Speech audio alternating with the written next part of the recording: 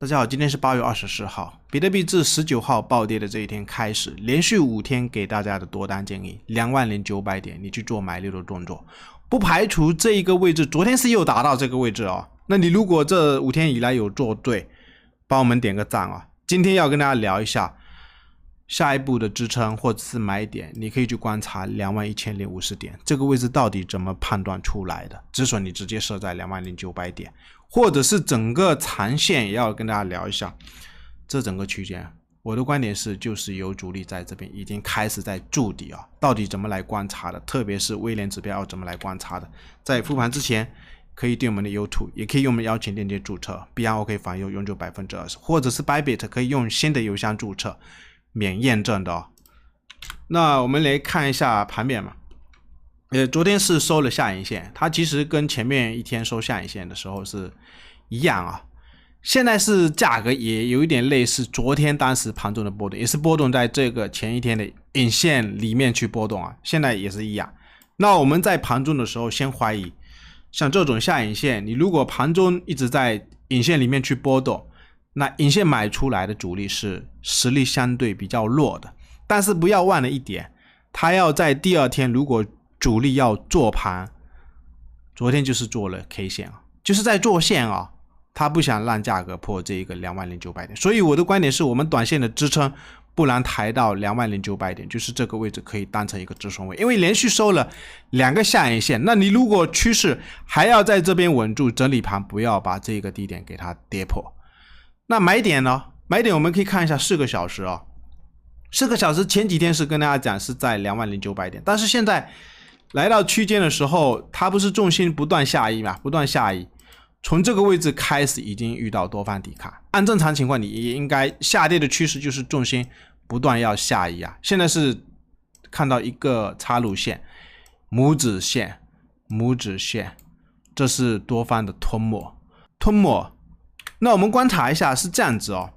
从这个位置开始，昨天不是有跟大家讲到，开始有一点看到有多方表态的量能，特别是1个小时里面这个插针的位置哦，这边不是有多方的量能已经表态了，有可能就是这个位置主力有开始明显的就是拉升，把一些货给接走。我们可以观察一下整体的时候，基本上量能没有这一个明显啊，所以我估计这个位置低点我们尽量观察一下20900点是很重要的一个止损位，你如果再做多的话，可以把这个止损位往上抬啊，从20700点超短线上就这样子来观察。那刚刚的21050美金其实很简单啊，就是它不是下跌这边又多底嘛，多底是一个拇指线，就是它的这个收盘价跟第二天的第二根的这一根开盘价拉一个直线过去，也是这一根下跌。你如果下跌的话，趋势不是应该要继续往下吗？但是马上来了一个吞没，因为我观察到的这一根 K 线，盘中接近收盘的时候，就是有人在做线啊，所以这是一个吞没。吞没，那我的观点是，如果还有压到这个位置，你尽量看一下这个位置，就是横在这一条线上，21050美金这个位置有没有买点？那你止损直接设在20900点。就这样子嘛，如果是这个位置破的，有可能是不是趋势还要往下去啊，也不排除啊。但是我的观点是空方的主力在这一根出来的时候，你应该要顺势乘胜追击再破下去。现在已经是1天2天3天4天5天还是稳在这个上方，还算是相对比较强吧。但是能不能上去上面有20天的套牢盘啊，最理想的情况就是这几天讲，有可能看能不能横个20天的矩形，只要这个位置不破，下一步把这一个20MA 拉下来，看能不能再往上去挑战啊。那整个形态，长线的形态，除了前面有跟大家讲过，我们看裸 K 哦，主要就是要指望它下去，下方其实有很多组的多方抵抗的 K 线组，吞没日线级别哦，我们看4个小时也要看日线。日线是比4个小时要更高一级啊，你尽量去观察，如果是日线在这个位置既然有多方的吞没或者是塔形底，这是一个呈现。那我们对比一下去年的5到7月份的当时一个位置，它这个位置有可能类似这个位置啊，就是这边是一个插入线，这是一个吞没，其实这是一个呈现啊，这两根其实也可以算是一个头目，后面是压回来，压回来我们可以观察一下，这边跌破的时候大量它后面是在破底啊，破底只是现在可能不足的一点就是上面有一个20天的整理，但是这边是没有啊，没有明显看到上面有一个20天的整理区的一个套牢盘，所以当时的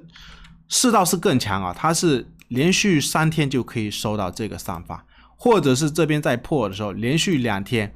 价格就可以收到这一根 K 线的上方，就是因为它前面这个位置没有套牢盘。那我们看一下现在的整个位置，它为什么一直在这边横，就感觉把这个位置要跌破又不破。我知道很多空方的朋友可能还是在等看要不要破这个低点，后面看能不能再做多，它有可能也不一定会破啊，只是现在短线上多方的力道就是因为上面有这一片套牢盘，多方的力道相对不算很足啊，压力是在昨天给的$21,800到$21,500，就是这一根 K 线的中轴附近，我们可以观察一下4个小时，就是这个上影线的高点，压力主要是在这一根 K 线啊，所以尽量观察一下，时间可能还没有到位，看短线会不会再横个10天左右，到时候看会不会变盘。那至于整个大长线为什么判断这边有可能就是有主力筑底的迹象，我们可以观察一下这一个威廉指标，再跟大家聊一聊啊。你可以去看一下历史上我天天在讲的就是这一条黄色的线，事隔4年，它上一次黄色的线来到80上方的超卖区是在哪一天啊？是在18年的11月份，而且是带一根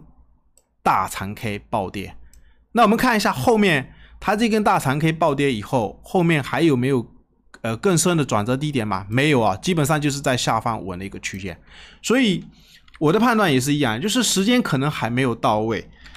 但是前面这一根大长 K 是事隔4年把这一个黄色的 WR 指标拉到这个80上方的超卖区，现在还是有可能就是类似这个位置，就是这一根 K 线跌出来以后，它在这个位置横，这一根 K 线跌出来以后，它在这个位置横个一段时间，有可能才会再上去。那我们再观察更早的历史呢？更早的历史15年的时候也是这样子，这一根大长 K 把这一个黄线WR 的黄线拉到80上方的钝化区，后面是什么情况？不是跟大家讲了，这个位置它是280天，目前的话才横了2个月，接近70天的横盘。我们只要参考历史，一般月线里面大跌 K 线，特别是有 ABC 的曲折 ，ABC 的曲折下来到这么低的位置，一根很大的 K 线，而且是环线来到80上方，什么时候有看到过啊？从来都没有啊，都是事隔4年，不排除这个位置可能时间整理到位，到明年3月份看会不会有大涨行情。最后还是一样，可以对我们留图。